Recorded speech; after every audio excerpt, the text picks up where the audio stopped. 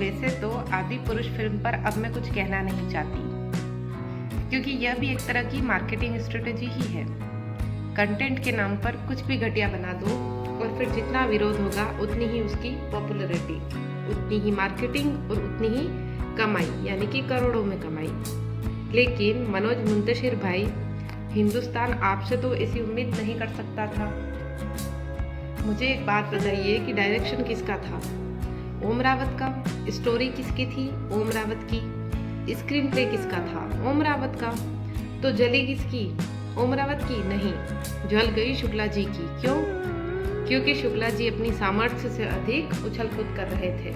जितने वो हैं उससे भी ज़्यादा अपने आप को बता रहे थे। बुजुर्गों ने फरमाया है कि 25 ग्राम की नाक पर 1.5 शेर की नथनी नहीं पहननी चाहिए। अब जरा हिसाब देख लीजिए। फिल्म के लिए प्रभास को कितने करोड़ मिले? 150 करोड़। वे तो कहीं दिख ही नहीं रहे हैं। सैफ को भी मिले हैं 12 करोड़, वे भी कहीं नहीं दिख रहे हैं। कीर्ति सेनन को भी मिले हैं 3 करोड़, वे भी कहीं नहीं दिख रहे। खुद ओम रावत जो निर्देशक के साथ निर्माता भी हैं, वे भी कहीं नहीं दिख रहे। जबकि फिल्म फ्लॉप होने पर भी उनके हाथों में 200 करोड़ तो आए ही होंगे। तो दिख कौन रहा है? दिख रहे हैं मनोज मुंतशिर भैया। मुंतशिर भैया को कितने मिले होंगे? हमें जितनी जानकारी है उस हिसाब से तो गीतकार को 1 करोड़ से अधिक तो शायद ही मिलते हैं। तो मनोज जी जो है वो थोड़े से चर्चित हैं, तो मान लेते हैं कि उनको 2 करोड़ मिल गए होंगे। मतलब कुल बजट का आधा प्रतिशत ही मिला होगा।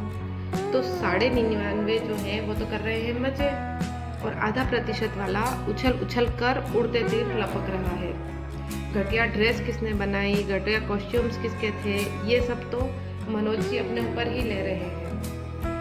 लेकिन मैं एक बात कहना चाहती हूँ कि मनोज मुंतशिर भैया, हिंदुस्तान को आपसे तो ऐसी कोई उम्मीद नहीं थी। इस फिल्म के पहले तक में शायद आपकी थोड़ी बहुत फैन थी या फिर आपको जानती थी, लेकिन शायद मेरे जैसे युवाओं की फॉलोइंग आपको पसंद नहीं आई और जवाब में आदि पुरुष के डायलॉग लिख डाले आपने। तो हैरत अंगेज की बात तो ये है कि जो साहब अपनी लेखनी और कविताओं में कभी कभी राष्ट्रवाद, हिंदुत्व और देश को नई दिशा देने की परिकल्पना लेकर चलते हों, उन्होंने आज मानस और रामायण जैसी आदर्श कथाओं के साथ छेड़छाड़ की। मनोज मुंतशिर इतनी छपरी भाषा का इस्तेमाल करते होंगे, ये तो मैंने कभी सोचा ही नहीं था। बहरहाल, अब जब जिंदगी अलग ही मोड़ ले रही है और जब यह गंदगी इतनी कर दी है तो गलती मानकर साफ करते। लेकिन इन्होंने क्या किया? नेशनल मीडिया पर और अपने सोशल प्लेटफॉर्म पर हजारों तर्क देने की बात कर यह साबित कर दिया कि विनाश काले विपरीत बुद्धि। खैर, इन सब के बीच पहली दफ़ा ऐसा हुआ जब मनोज मुंतशिर ऐसे शख्स साबित हो गए जिन्होंने लेफ्ट और राइट दोनों विंग के लोग गालियां देते नजर आ रहे हैं। मनोज जी, आपको अपनी गलती स्वीकार कर पूरे देश से माफ़ी मांगनी चाहिए और इस बात की गांठ बांध लेनी चाहिए कि राम कोई नाम नहीं, करोड़ों लोगों की आस्था है। जीवन में दोबारा कोई हिमाकत ना करें ऐसी तो बेहतर होगा। इसी के आगे चलते हुए इलाहाबाद हाईकोर्ट की लखनऊ बेंच ने आदि पुरुष को लेकर मंगलवार को फिल्म के मेकर्स को फटकार लगाई और सेंसर बोर्ड को भी खरी खोटी सुनाई है। कोर्ट ने फिल्म के संवाद लेखक मनोज मुंतशिर शुक्ला को नोटिस देकर 1 हफ्ते में भी जवाब देने के लिए कहा है। सुनवाई के दौरान डिस्क्लेमर लगाए जाने की बात कही तो कोर्ट ने कहा कि आप लोगों को शायद बेवकूफ़ समझते हैं। आप भगवान राम, लक्ष्मण, हनुमान, रावण और लंका दिखाते हैं और कहते हैं कि रामायण नहीं है। लोग सहिष्णु तो हैं, इतने सहिष्णु हैं तो क्या उनकी बार बार बस परीक्षा ही लेते रहेंगे?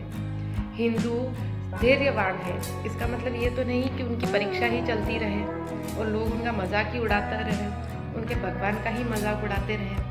तो एक इलाहाबाद हाईकोर्ट की लखनऊ बेंच ने बहुत ही अच्छा काम किया है जो इस पर जवाब मांगा है।